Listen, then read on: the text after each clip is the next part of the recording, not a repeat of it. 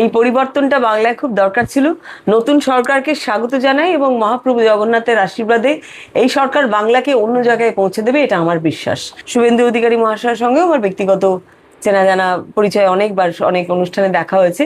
আমার সঙ্গে এই মুহূর্তে রয়েছেন ইন্দ্রাণী হালদার, এবং আমরা জানি যে রথের দিন ইন্দ্রাণী হালদারের বাড়িতে জগন্নাথকে কিন্তু উনি শুধু দেবতা হিসেবে আহ্বান জানান তা নয়, বয়ফ্রেন্ড হিসেবেও ডাকেন। একদম নাম্বার ওয়ান বয়ফ্রেন্ড জগন্নাথের সঙ্গে। এই জগন্নাথ তো ভীষণ স্ট্রিক্ট, নবকলেবরের পরে যে জগন্নাথ এসছেন, তোমার ছোঁয়া বন্ধ হয়ে গেছে, অনেক রেস্ট্রিকশন রয়েছে। এই জগন্নাথ মিলিটারির মতন একদম। হ্যাঁ, অনেক নিয়ম কানুন হয়ে গেছে। ঠিক আছে, প্রভু তো প্রভুই আমাদের কাছে। তৃতীয় বউ তুমি? হ্যাঁ, বউ বলবো না বাবা, এই বউ, এই জগন্নাথের বউ বললে আমাকে আবার কি করবে, আমি ভক্ত। আচ্ছা, তুমি জগন্নাথের প্রতি এই যে এতটা টান অনুভব করো, এবং টান এতটাই গভীর হয়েছে যে তোমার শেষ পর্যন্ত তুমি পুরীতে নিজের বাড়ি বা একটা ফ্ল্যাট কিনেছো। খুব ছোট্ট একটা নিড় বলা যেতে পারে। আসলে পুরীতে অনেকবার যাই বছরে, মানে স্নান পূর্ণিমায় যাই, উল্টো রথে যাই, ডিসেম্বরে যাই, ইচ্ছে হলে যখন তখন যাই। কেন আমি তো গাড়ি করেই যাই, মাকে নিয়ে যাই, আমার ছোট জেসিকে নিয়ে যাই। তো আমি তো ট্রেন প্লেনে যাওয়ার কোনো ব্যাপার নেই, গাড়ি করেই আমরা যাই সবসময়।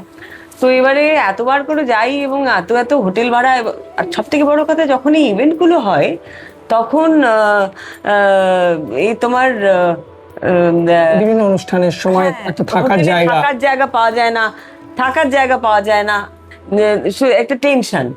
সেই জন্য আমি এটা তো জগন্নাথের কৃপা না হলে সম্ভব হতো না। হ্যাঁ, সেটা তো ঠিকই। আমি এবারে যেটা করেছি সেটা হচ্ছে যে আমি ঠাকুর আসনেই ঠাকুরকে লাস্ট 3 বছর বসিয়েছি। এবারে ঠাকুরকে ভাবলাম একটু বাইরে বসে, কারণ মায়ের জগন্নাথ বলরাম সুভদ্রা এবার আমার বাড়িতে এসছেন। তো আমি সেই জন্যই ভাবলাম যে ঠাকুরকে এবার বাইরে বসাই। আর সবটাই তো ওনার ইচ্ছে। উনি চাইলেন বসতে, উনি চাইলেন এরকম ভাবে সাজাতে, উনি চাইলেন আমি 4টে লোক ডাকি, উনি চাইলেন আমি বেশি করে ভোগ রান্না করি। আর তারপর আমার বন্ধুরা ঋতু দাসানি, রমেশ দাসানি, আমার ভাই দেবাশিস, ওরা নিজে হাতে তুমি ভোগ রান্না করছি। ওরা সবাই বললো আমি এটা করি। ঋতু একবারে এক্সপার্ট একদম, মানে 40-50 জনের রান্নাও করে ফেলবে এরকম, মানে টু গুড আর কি। আর ওরা যেহেতু টোটাল ভেজিটেরিয়ান, আমার কোনো অসুবিধা নেই, ওদের বাড়িতে তো মাছ মাংস হয় না। তো ও পানির করে দিল, ও তারপরে আমি পোলাও করলাম, ঋতু ডালটাও করে দিল, অরহর ডাল। পানটা আগের রাতে দেবাশিস চাটনি করে দিল, মালপোয়া রাবড়ি অর্ডার দিয়ে দিলাম, ফল কিনে নিয়ে আসলাম। আর জগন্নাথকে এবারে তো তত্ত্ব দিয়েছি, নানান রকম একেবারে তত্ত্ব দিয়েছি। তোমার Jagannath cold drinks, chocolate, chips সব খায়, সব দিয়েছি জগন্নাথকে। মানে আমরা খাবো, জগন্নাথ কেন খাবে? হ্যাঁ, সেই তো, কেন খাবে না? আর তুমি স্বাস্থ্য কোনো খামতি রাখো, দেখতেই পাচ্ছি। আবার পায়েলও আছে। হ্যাঁ, এটা তো পড়তেই হবে, কারণ পায়েল না ছাড়া কিন্তু মানে জগন্নাথ মন্দিরে যখনই যাই, ওখানেও আমার যিনি পুরীর বাড়িতেও 2-3 সেট পায়েল রাখা আছে। পায়েলটা পড়তেই হবে তোমাকে। আচ্ছা, তার মানে জগন্নাথ ঝাপটাটাও পড়ি, সেটাও ছমছম করে, সেটা আজকে পড়িনি। জগন্নাথ যেমন স্বাস্থ্য ভালোবাসেন, তুমিও তেমন স্বাস্থ্য ভালোবাসেন। একদমই তাই, জগন্নাথ খুব স্বাস্থ্য ভালোবাসেন এবং আমি আমার সাধ্য মতন সাজিয়েছি প্রভুকে। পুরীর জগন্নাথ তো কতবার ড্রেস চেঞ্জ করে সারাদিনে বলো তো? 4বার না 5বার ড্রেস চেঞ্জ করে, শৃঙ্গার হয়, কতবার শৃঙ্গার হয়। তো সুন্দরভাবে সাজেন। আমিও দেখেই শিখেছি খানিকটা, এবারে সাজিয়েছি। অভিনেত্রী হিসেবে তুমি নিজেকে প্রমাণ করেছো। তুমি, আমরা জানি, জাতীয় পুরস্কার প্রাপ্ত একজন অভিনেত্রী। তবু আজকের দিনে দাঁড়িয়ে জগন্নাথের কাছে কি প্রার্থনা? প্রভুর কাছে দেখো, প্রার্থনা করার কিছু নেই। প্রভু যেটা চাইবেন সেটাই হবে। উনি চেয়েছেন, আমি খুব অসুস্থ ছিলাম, পড়ে গিয়েছিলাম দিন থেকে, জানো, 2000 শ্রীময়ী শেষ হবার পরে আমার একটা বড় অ্যাক্সিডেন্ট হয় এবং কোমরে একটা চোট লাগে। 1.5 বছর আমি প্রায় জিম করতে পারিনি এবং I gained almost 20 KG, 20 KG ওজন বেড়ে গেছিল। আমি বিরাট মোটা হয়ে গিয়েছিলাম। সেটা আবার ঝরিয়েছো? হ্যাঁ, প্রভুর আশীর্বাদেই আমি ডাক্তার দেখিয়ে আস্তে আস্তে আস্তে আস্তে আমি ঠিক হলাম। হ্যাঁ, ঠিক হলাম, জিমটা স্টার্ট করলাম কিছু কিছু করে।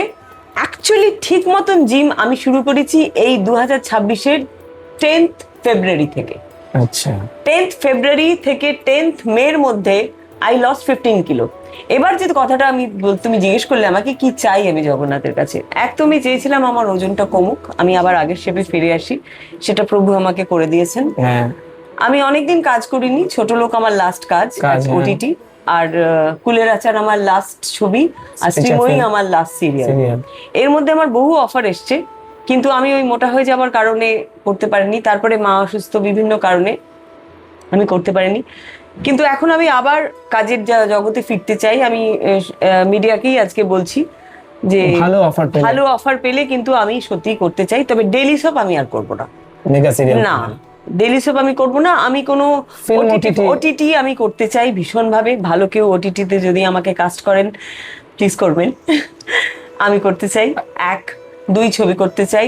3 নম্বর কথা যেটা আমি ভীষণ ভাবে করতে চাই, দ্যাট ইজ আমি কোনো একটা ভালো গেম শো আমি অ্যাঙ্কারিং করতে চাই, যেটা তুমি ভালো পারো। যে আমার কাছে ভালো অফার নিয়ে আসবে আমি নিশ্চয়ই, আমার যদি ভালো লাগে, ইন্টারেস্টিং হয়, নিশ্চয়ই করবো। অনেক শুভেচ্ছা রইলো। লাস্টলি, পরিবর্তিত সরকার আমরা জানি খুব ধুমধাম করে এবছরের রথযাত্রা পালন করছে, তুমি কি বলবে? একদম ভীষণ ভাবে এটা খুব ভালো কথা, এই পরিবর্তনটা বাংলায় খুব দরকার ছিল। নতুন সরকারকে স্বাগত জানাই এবং মহাপ্রভু জগন্নাথের আশীর্বাদে এই সরকার বাংলাকে অন্য জায়গায় পৌঁছে দেবে, এটা আমার বিশ্বাস। এবং আমাদের মাননীয় মুখ্যমন্ত্রী শ্রী শুভেন্দু অধিকারী মহাশয়কে আমার অভিনন্দন। উনি এত সুন্দর করে, উনি খুব ধার্মিক মানুষ। ওনার বাবা, ওনাদের গ্রামে আমি গেছিলাম একবার যাত্রা করতে, ওনার বাবা শিশির অধিকারীর আমাকে নিয়ে গেছিলেন। আমি অনেক বছর আগে একবার যাত্রা করতে গিয়েছিলাম শুভেন্দু অধিকারী মহাশয়ের সঙ্গেও আমার ব্যক্তিগত চেনা জানা পরিচয়, অনেকবার অনেক অনুষ্ঠানে দেখা হয়েছে। তো উনি তো ধার্মিক মানুষই, তো সুন্দর করে রথ করছেন, খুব ভালো কথা। খুব ভালো করে কাজ ইতিমধ্যে মধ্যেই শুরু করে দিয়েছেন ওরা, এত অল্প সময়ের মধ্যেই ভালো কাজ করছে এবং আমার বিশ্বাস খুব ভালো কাজ করবেন ওরা। বাংলার উন্নয়ন হবে, বাংলার ভারতবর্ষের 1 নম্বর স্টেট। তোমার তো অনেক বান্ধবী রয়েছে, অগ্নিমিত্রা ভীষণ আমার অনেক দিনের বান্ধবী, এবং অগ্নিকে আমি ভিডিওগুলো দেখি, অগ্নির ফেসবুকে সবকিছু লাইক করি, এবং যেটা ভালো লাগে অগ্নির সেটা হচ্ছে যে এক তো অগ্নি ভীষণ চাচাছোলা কথা বলে, একদম মানে টু দি পয়েন্ট, ভীষণ কাজের মেয়ে। আর অগ্নি এত পার্টিকুলার, অগ্নিকে তুমি যদি একটা মেসেজ করো 10 মিনিটের মধ্যে উত্তর দেয়, এত ব্যস্ততার মধ্যে। আমি তো দিতে পারি না, মানে সেটা 1 নম্বর কথা। এবং অগ্নি খুব ভালো কাজ করছে, আমার বিশ্বাস অগ্নি দারুণ করবে, এটা আমার একদম ধারণা। অনেক অনেক ধন্যবাদ ইন্দ্রাণীদি, তুমি ভালো থেকো এবং সকলকে যেমন ভালো রেখেছো চারপাশটাকে ওরকম ভালো রেখো। সবাই ভালো থাকুক, আমি এটাই চাইবো। আর সকলের ভালো হোক। 2026 সবকিছু নতুন, এবং নতুন করে সবকিছু শুরু করেছি আমরা। আমিও আমার জীবনের নতুন অধ্যায় শুরু করতে চাই, যেরকম নতুন সরকার আমাদের বাংলায় এসছে। আমি আমার জীবনে আমি যখন বম্বে থেকে ফিরেছিলাম বলেছিল দ্বিতীয় ইনিংস ইন্দ্রাণী হালদারের, এটা তো ইন্দ্রাণী হালদারের তৃতীয় ইনিংস যাতে আরেকবার হয় প্রভুর আশীর্বাদে, এটাই আপনারা আমার জন্য প্রার্থনা করবেন জগন্নাথের কাছে। সবাই খুব ভালো থাকবেন, 2026 সকলের খুব ভালো কাটুক। তোমাকেও অনেক ধন্যবাদ। একদম, তোমাকেও অনেক অনেক শুভেচ্ছা এবং তোমার তৃতীয় ইনিংসের অপেক্ষায় রইলাম। অনেক অনেক ধন্যবাদ, থ্যাংক ইউ সো মাচ। জয় জগন্নাথ। কথা বলছিলাম ইন্দ্রাণী হালদারের সঙ্গে, মানস বসাক, নিউজ 18 বাংলা।